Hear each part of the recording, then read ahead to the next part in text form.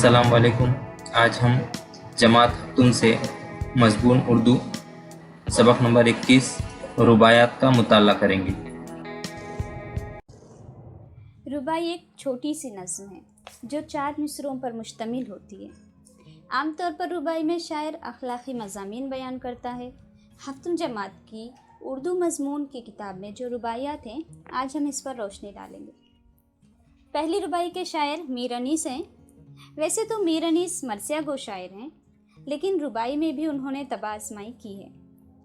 دیکھتے ہیں اپنی اس رباعی میں شاعر میر انیس کیا بیان کرتے ہیں۔ وہ موج حوادث کا تھپیڑا نہ رہا، کشتی وہ ہوئی غرق وہ بیڑا نہ رہا، سارے جھگڑے تھے زندگانی تک انیس، جب ہم نہ رہے تو کچھ بکھیڑا نہ رہا۔ اس رباعی میں شاعر زندگی کو کشتی سے تشبیہ دیتے ہیں۔ جس طرح کشتی جب سمندر یا دریا میں سفر پر ہوتی ہے، اس کے چلتے رہنے تک اسے موجوں کے تھپیڑوں کا سامنا کرنا پڑتا ہے۔ کشتی کسی بھی وقت حادثے کا شکار ہو سکتی ہے۔ جب کوئی خطرناک موج کشتی کو لے ڈوبتی ہے تو اس کے ڈوبنے کے ساتھ ہی کشتی کا موجوں اور حادثات کی جانب سے خوف بھی ختم ہو جاتا ہے، کیونکہ جب کشتی ہی نہیں تو حادثات کا خوف کیسا؟ یہاں شاعر میر انیس کہتے ہیں کہ زندگی کی مثال بھی ایسی ہی ہے۔ ساری نفرتیں، جھگڑے، دنیا کے بکھیڑے بس اتنی ہی دیر رہتے ہیں جب تک انسان کے جسم میں جان رہتی ہے۔ انسان کے مرتے ہی یہ سارے جھگڑے، دنیا کے بکھیڑے، نفرتیں ختم ہو جاتی ہے، اور پھر انسان کو ان چیزوں کی کوئی پرواہ نہیں ہوتی۔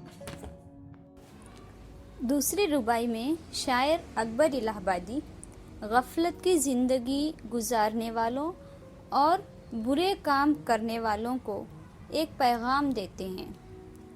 غفلت کی ہنسی سے آہ بھرنا اچھا، افعال مضر سے کچھ نہ کرنا اچھا۔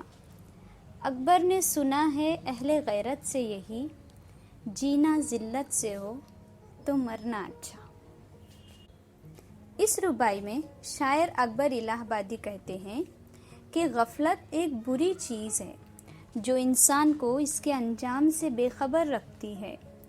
انسان حقیقت سے دور رہ کر انجام کی پرواہ کیے بغیر اللہ تعالیٰ کی دی ہوئی نعمتوں سے اس طرح لطف اندوز ہوتا ہے کہ اچھے برے کی تمیز بھول جاتا ہے۔ اکبر الہ آبادی کہتے ہیں کہ جو لوگ غفلت میں رہتے ہیں اور انجام کی پرواہ نہیں کرتے، وہ ہر بات کو ہنسی میں ٹال دیتے ہیں۔ اس سے اچھا ہے کہ انسان اپنے انجام کو سامنے رکھ کر آہ بھرے اور اپنی کوتاہیوں پر نظر ثانی کرے۔ شاعر کہتے ہیں کہ کوئی غلط یا برا کام کرنے سے بہتر ہے کہ انسان کچھ نہ کرے۔ پہلے شعر کے دوسرے مصرعے میں افعال مضر سے کچھ نہ کرنا اچھا، اس میں شاعر کہتے ہیں کہ انسان کے لیے بہتر ہے کہ وہ کوئی برا کام کرنے کے بجائے کچھ نہ کرے۔ اس طرح سے کم از کم وہ گناہوں سے بچ جائے گا۔ وہ کہتے ہیں کہ انہوں نے غیرت مند لوگوں سے یہ سنا ہے کہ غیرت مند انسان کے لیے ذلت کی زندگی سے موت کئی زیادہ بہتر ہے۔